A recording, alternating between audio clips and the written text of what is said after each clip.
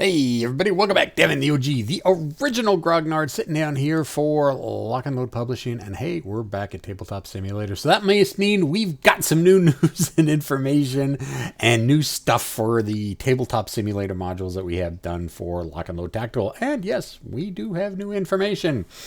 Take a quick look real quick. Oh, look at this.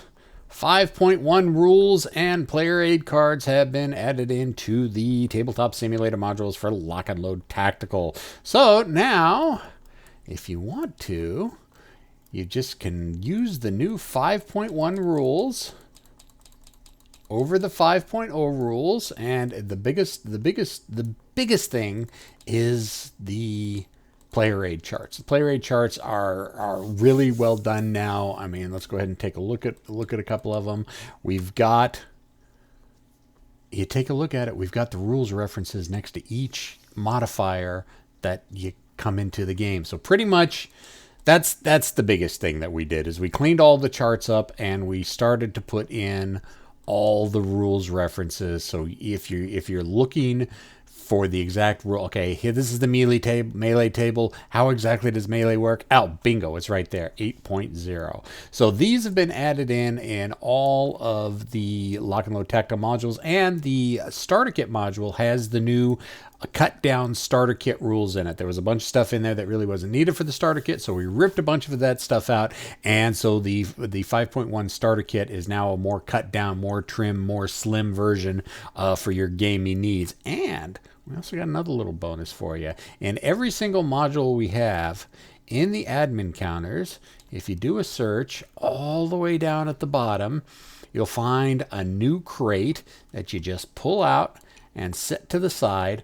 And this new crate has all the new 5.1 admin counters in it. So let's go ahead and take a look at it. Just pop open the search, and there we go. There we got the new line of sight events, ABCD, event E and F for future expansions. We got new we decided we really needed to update the graphics for the admin counters, because some of the graphics are like 18 years old. I just needed to change them a little bit. And they follow just along like they are in the box sets. You got the fired counter, and then if you flip the fired counter over, there's the new moved marker right there. You got ops complete, and on the ops complete, I think it's stealth move. So let's flip it over. Yes. Oh, no, it's spotted. So there you go. Spotted. The wounded counter, we did take a lot of the text from the wounded counter off. It made it look very, very messy with all the text on it. So we removed most of the text on it. It's in the rule books of what exactly wounded does. And you got immobilized on the backside. You've got the new assault move. Well, it's not really a suit. Well, they're all new, but there's the assault move.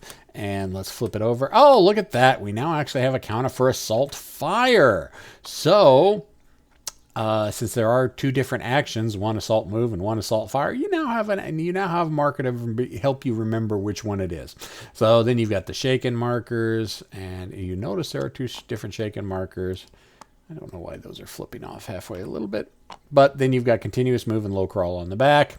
We've got the new fire markers. Fire 1 on one side and fire 2 on the other side.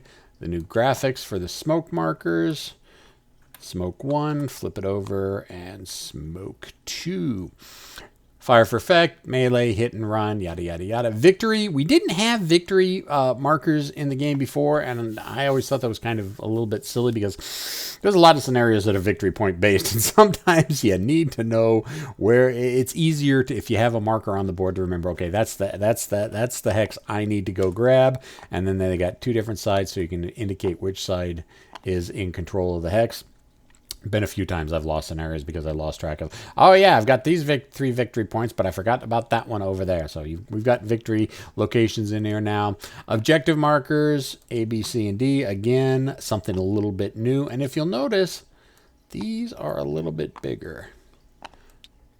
Look at that. These are weapon team sized. So if you have it on the map board, you'll know, all right, that's an objective, even if your opponent has units stacked on top. You can see that that's an objective marker. And that's not the only ones we did that with. Let's take a look at the vehicle emplacement and the hull down counters. Oh, look at that. These are vehicle-sized counters now, mainly because they go over the vehicles. So it kind of makes sense that we'd make the vehicle emplacement and hold down for vehicles to be vehicle-sized. But that's not it. Flip it over. There's our upper floor markers. It used to be, I think it was second floor or something like that. We changed the name to upper floor just because it's kind of ambiguous that, you know, not all buildings have just a second floor or a third floor. We just upper floor. That's just what we decided that. And we've got two different colors. We've got gray if you want to really get technical with the stone, and brown for wood. So you can put that out there. And it's really easy. Let me go ahead and grab some infantry units. Let's just go ahead and grab that guy, and let's say that guy, and let's say that guy.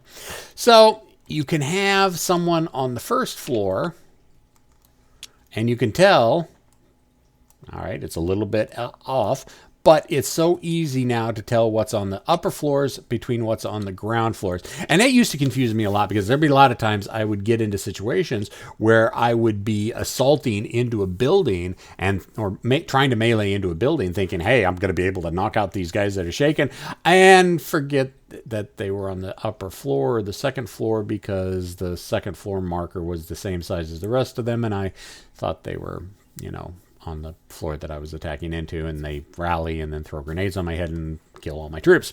But here now, at least with these larger size counters, you know, we got the upper floor. You can see that, hey, these guys are on the upper floor. It's just an ease of play, something you can glance at. And these counters are the vehicle size with our new admin sheet for the tabletop version as well. So this is not something special we did just for the tabletop simulator. This is coming straight from the 5.1 admin counter sheet that should be available to buy on the store in a month and a half, maybe 2 months. So keep your eye out for it if you're a tabletop player. But yeah, that's what we wanted to show that off real quick. The new 5-point rules have been introduced. The PDFs have been introduced, and the player aid charts have been introduced, and the new looking admin markers. Of course, for those of you who like the look of the old ones, we went ahead and left the old markers in. We figure, hey, it's your game. Play the way you want to. You want your options. You want to play with the old counters. You want to play with the new counters. You want to mix and match. However, we're giving you the option. So I think that's all I've got. Questions, comments, concerns, complaints, criticisms in the comment section below, and I'll see everybody later. See ya!